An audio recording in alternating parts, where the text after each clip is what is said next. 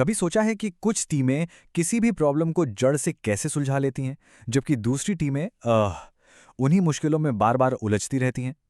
इसका जवाब असल में अनुमान लगाने और तथ्यों को जानने के बीच के फर्क में छिपा है। आज की इस चर्चा में हम उन 7 बेसिक टूल्स पर नजर डालेंगे जो प्रॉब्लम सॉल्विंग को अंदाजे के खेल से एक साइंस में बदल देते हैं। तो चलिए शुरू करते हैं। हम सबसे पहले समझेंगे कि असली प्रॉब्लम है क्या। फिर उन 7 जबरदस्त क्यूसी टूल्स के बारे में जानेंगे जो गेम चेंजर्स साबित हो सकते हैं। हम एक एक करके हर टूल को समझेंगे, ये देखेंगे कि इनसे डेटा पर आधारित कल्चर कैसे बनता है और आखिर में इस जानकारी को असल में इस्तेमाल कैसे किया जाए, इस पर भी बात करेंगे। चलिए मुद्दे की तह तक चलते हैं। सबसे पहले उस बुनियादी प्रॉब्लम की बात करते हैं जिसका सामना लगभग हर कंपनी, हर टीम करती है। ये सीन बहुत कॉमन है ना। कोई प्रॉब्लम आती है और मीटिंग में जिसकी आवाज सबसे बुलंद होती है या जो सबसे ज्यादा अनुभवी होता है, उसी की राय को सॉल्यूशन मान लिया जाता है। लेकिन क्या ये वाकई सबसे अच्छा तरीका है? शायद नहीं। देखिए, जब हम डेटा को देखने के बजाय सिर्फ गट फीलिंग या अंदाजे पर भरोसा करते हैं, तो हम अक्सर प्रॉब्लम की असली जड़ तक पहुंच ही नहीं पाते। नतीजा, हम ऐसे सॉल्यूशंस पर काम करते हैं जो बस एक बैंड एड की तरह होते हैं, और वही प्रॉब्लम कुछ ही दिनों में फिर से खड़ी हो जाती है। तो अंदाजे पे काम करने के इस चक्कर से बाहर कैसे निकलें? इसका जवाब उन टूल्स में छिपा है जो कई दशकों से मौजूद हैं और बेहद असरदार हैं।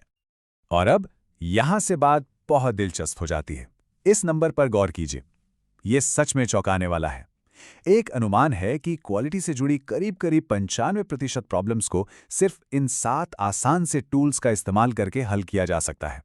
सोचिए जरा, मतलब ज्यादातर मुश्किलों के लिए कोई महंगे सॉफ्टवेयर या एडवांस स्टैटिस्टिक्स की डिग्री नहीं चाहिए।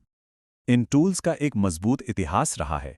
इन्हें क्वालिटी गुरु काओरू इशिकावा ने वर्ल्ड वॉर के बाद जापान को फिर से खड़ा करने में मदद करने के लिए पॉपुलर बनाया था, और तब से ये टोटल क्वालिटी मैनेजमेंट यानी टीक्यूएम की बुनियाद बन गए हैं। एक ऐसी फिलॉसफी जिसने दुनिया भर की इंडस्ट्रीज को बदल कर रख दिया है। तो चलिए अब इस जरूरी क्वालिटी टूल बॉक्स को खोलते हैं और देखते हैं कि इसमें कौन-कौन से औजार हैं। ये हैं वो 7 खिलाड़ी। हर एक का अपना एक खास काम है, लेकिन जब इन्हें एक साथ इस्तेमाल किया जाता है तो ये प्रॉब्लम सॉल्विंग के लिए एक जबरदस्त सिस्टम बना देते हैं। चलिए एक एक करके सबको समझते हैं। सबसे पहले आता है फ्लो चार्ट। इसे किसी भी प्रोसेस का एक तरह का जीपीएस समझिए। ये हमें दिखाता है कि कोई काम शुरू से लेकर आखिर तक असल में होता कैसे है। इससे ये पकड़ना बहुत आसान हो जाता है कि काम कहाँ अटक रहा है या कौन से स्टेप्स फालतू हैं। अगला है चेक शीट। ये डेटा जमा करने का सबसे सीधा और आसान तरीका है।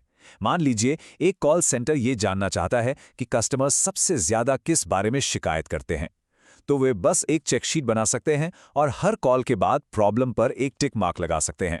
ये तथ्यों को इकट्ठा करने का सबसे पहला और जरूरी कदम है।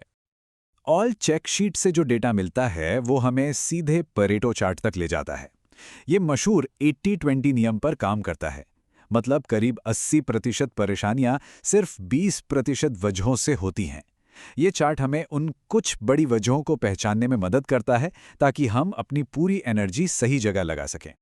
यहाँ एक बहुत अच्छा उदाहरण है। ये चार्ट साफ साफ दिखा रहा है कि 10 अलग-अलग शिकायतों में से सिर्फ 2 ही 80% दिक्कतों की वजह हैं। इस चार्ट के बिना टीम शायद 10 शिकायतों पर एक साथ काम करके अपना वक्त बर्बाद करती, पर अब उन्हें पता है कि निशाना कहाँ लगाना है। अच्छा, जब हमें ये पता चल जाता है कि क्या प्रॉब्लम है, तो अगला सवाल होता है कि ये क्यों है। और यहीं पर काम आता है कॉज एंड इफेक्ट डायग्राम, जिसे फिशबोन डायग्राम भी कहते हैं। ये एक तरह का स्ट्रक्चर्ड ब्रेनस्टॉर्मिंग सेशन है जो टीम को प्रॉब्लम की हर मुमकिन वजह, जैसे कि लोग, प्रोसेस, मशीनें, को सिस्टमैटिक तरीके से सोचने में मदद करता है। एक बार जब हमारे पास डेटा आ जाता है तो हिस्टोग्राम हमें उस डेटा के पैटर्न को समझने में मदद करता है। ये एक नज़र में दिखा देता है कि हमारे प्रोसेस के नतीजे कैसे फैले हुए हैं। क्या सारे नतीजे एक जैसे हैं या उनमें बहुत ज़्यादा उतार चढ़ाव है?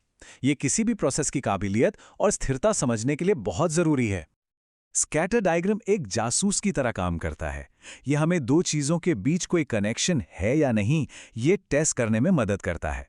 जैसे, क्या ज़्यादा ट्रेनिंग देने से कर्मचारियों की गलतियां वाकई कम होती हैं? ये डायग्राम हमें डेटा में ऐसे रिश्तों को देखने में मदद करता है। और ये एक बेहतरीन तरीका है ये समझने का कि ये टूल्स मिलकर कैसे काम करते हैं। पहले फिशबोन डायग्राम से उन वजहों की लिस्ट बना ली जिन पर शक है, और फिर स्कैटर डायग्राम का इस्तेमाल करके देखा कि डेटा उस शक की पुष्टि करता है या नहीं। ये अंदाजे से हटकर सबूतों पर काम करने का सीधा रास्ता है। और आखिर में आता है कंट्रोल चार्ट। इसे किसी भी प्रोसेस का हार्ट मॉनिटर समझिए। ये हमें समय के साथ प्रोसेस की परफॉर्मेंस को ट्रैक करने देता है, जिससे पता चलता है कि प्रोसेस स्थिर है या कंट्रोल से बाहर जा रहा है। ये स्थिरता बनाए रखने के लिए एक बहुत ही जरूरी टूल है। तो अब जरा ये देखते हैं कि जब ये टूल्स सिर्फ तकनीकें न रहकर किसी भी कंपनी के काम करने के तरीके का हिस्सा बन जाते हैं तो क्या होता है। इन टूल्स को अपनाने के फायदे बहुत जबरदस्त हैं। ये उन लोगों के हाथ में पावर देते हैं जो असल में काम कर रहे हैं। ये अंदाजे और राय को खत्म करके तथ्यों को सामने रखते हैं। ये ISO 9001 जैसे क्वालिटी स्टैंडर्ड्स को पाने में मदद करते हैं। और सबसे बड़ी बात, ये एक कॉमन भाषा बन जाते हैं जिसे मैन्युफैक्चरिंग से लेकर हेल्थ केयर तक हर इंडस्ट्री में इस्तेमाल किया जा सकता है। तो सिर्फ इन टूल्स के बारे में जानने से लेकर इन्हें इस्तेमाल करने में माहिर होने तक का सफर कैसा होता है। ये सबसे जरूरी बात है। ये सिर्फ कुछ चार्ट या ग्राफ नहीं है, ये सोचने का एक तरीका है, एक माइंडसेट है। ये इस बात का सबूत है कि हम डेटा की इज्जत करते हैं, प्रॉब्लम्स को सिस्टम से सुलझाते हैं और हमेशा बेहतर होने की कोशिश करते रहते हैं। तो चलिए इस चर्चा को एक सवाल के साथ खत्म करते हैं। अपने काम में अभी सबसे बड़ी चुनौती के बारे में सोचिए। क्या कोई ऐसा प्रोसेस है जो ठीक से समझ नहीं आ रहा? क्या कोई ऐसी प्रॉब्लम है जो बार बार आ रही है? यकीन मानिए, इन 7 टूल्स में से कोई एक आपकी शुरुआत के लिए बिल्कुल सही होगा। तो अगली चुनौती के लिए कौन सा टूल चुना जाए?